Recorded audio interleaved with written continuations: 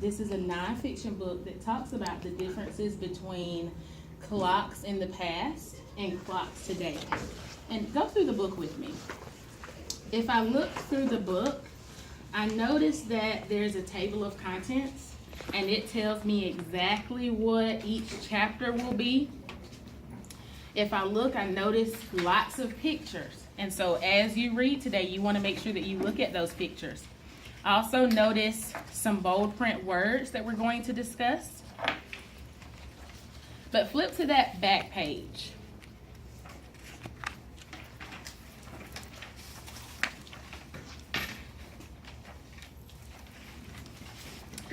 Some informational books have something called a glossary. And so if I need to define what a particular word means, the glossary defines that for me. The index looks at particular words, and that index tells me exactly what page I can find those words on. And so we're going to talk more about these particular text features, but I want to make you aware of what's in your book as you're reading today. I want you to start reading It's About Time. You're going to read silently. I'm going to come around and listen to you read. And then at the end, we'll have a discussion and do some word work. Go ahead and read. Sundials had a corner and a base. The corner cast a shadow on marks around the base. People could tell time by reading the marks. But shadow clocks were not good for telling time on cloudy days or at night.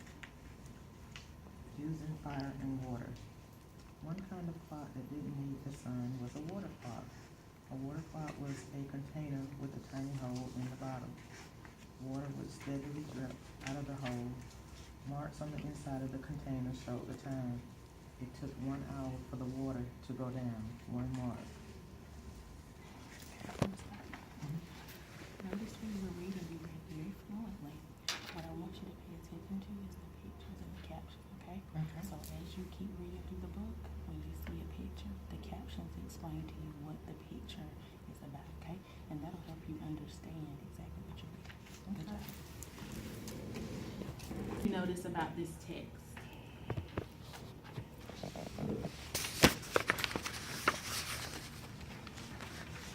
Any particular pieces that were interesting or?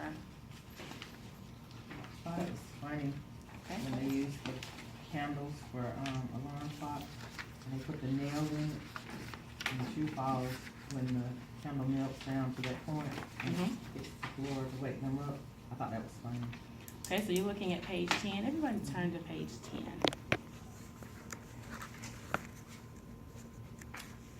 On page 10, Lori discussed that she thought it was funny that they would put the shoe on the candle. When the candle melted down, that shoe would fall and that would be their alarm clock.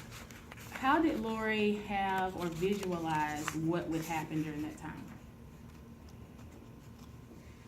How did you visualize it? How were you able to see that, to understand what it should look like? They actually had a picture. The author provided a picture, and that's something I want us to be paying attention to. Authors in nonfiction text also put, or typically put, a picture next to particular passages so that they can explain for us, give us a picture of what they're talking about.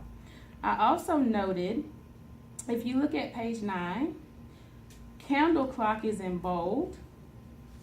And what do you notice about that picture? They're showing candle clocks. So sometimes as a reader, you may not know what the vocabulary word means, but you can look at the pictures, and sometimes those pictures give you more information about what the author is trying to say. Where else could we go if we needed to figure out what that word meant? Good job. You remembered our glossary. So we could go back to the back of this book and look in our glossary. And in the glossary, it tells us about a candle, and it says that a candle clock is burning candle marked with the hours. Does the author show us that in the pictures? Right, so we can look at pictures sometimes along with our words to determine exactly what a word means. As you all continue to read today, as you read independently, I want you to make sure you pay attention to the pictures that are in your books, okay? Close your book for me. As I was reading today, I noticed a lot of words in this text that ended with the letter Y. What do we know about the letter Y? We've been talking about our vowels and we've been talking about consonants. So what do we know about Y?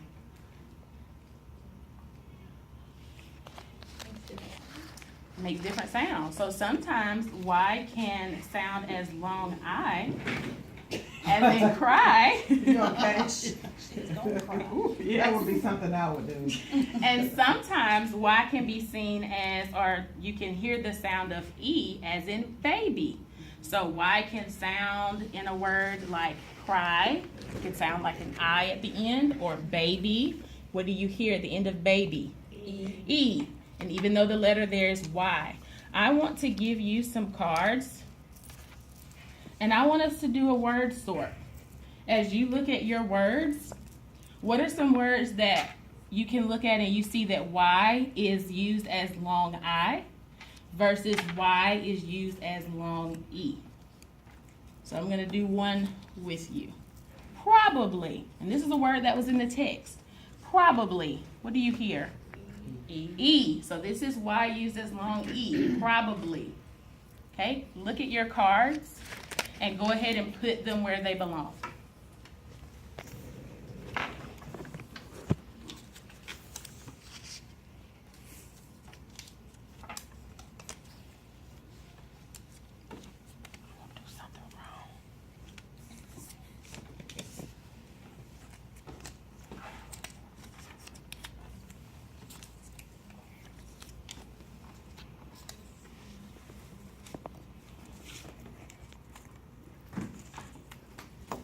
Okay, let's go through our words. Y as in long I. Guy. Is that good? Yes. Sly. Cry. Yes. July. Yes. Every. Why would you say no? E. Okay, you hear an E. Every. Okay, so every would go here. Y. Yes. My. Spy. Yes. Try. Yes. Fly. Good job. All right, Y as long E. Electricity. Probably. Every. Bunny. Baby. Baby again. Steadily. Yes. Jolly. Lady. Daddy. Silly. Candy. Foggy. Puppy. Golly. Good job. Today in your word workstation, I want you to continue to do some work with Y as long I and Y as long E. I've selected some words, some different words for you to use. So as you leave me and you go to word work, you'll do this same activity. Focus on, does the Y sound like a long I or does the Y sound like a long E? We're going to use these words in our writing at our writing station as well, okay? All right, as readers today, we focused on looking at what?